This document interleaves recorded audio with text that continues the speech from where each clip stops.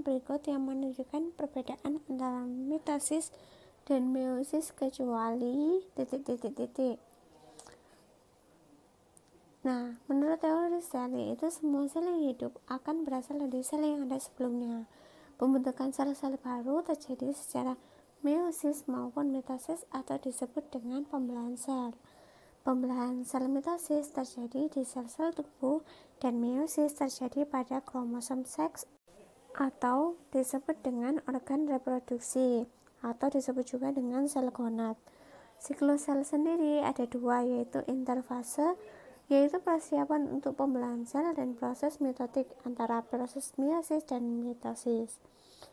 Nah, pertama ada mitosis. Perbedaannya antara mitosis dan meiosis sendiri, yang pertama mitosis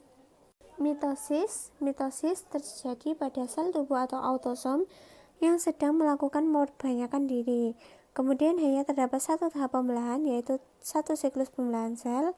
Tidak terdapat pasangan kromosom homolog. Yang berpisah adalah kromatid-kromatid yang dapat bergerak menuju kutub yang berbeda. Kemudian tidak terjadi suatu pertukaran segmen kromosom, dan sel baru yang dihasilkan dari pembelahan mitosis akan mempunyai struktur genetik yang sama dengan sel awal. Kemudian hasil akhir dari pembelahan satu sel ini adalah dua sel anak yang baru atau sama. Sedangkan meiosis yaitu terjadi pada sel gonad, yaitu pada saat pembentukan gamet. Terdapat dua tahap pembelahan, yaitu meiosis 1 dan meiosis 2 dalam pembelahan sel meiosis. Kemudian terdapat pasangan kromosom homolog, yaitu pada meiosis 1 yang kemudian setiap anggotanya akan bermigrasi menuju kutub yang berlawanan. Pada meiosis 2 baru terjadi pemisahan kromatid seperti pada mitosis. Kemudian terjadi pindah silang antara kromosom homolog dengan kromosom yang berpasangan dalam sel.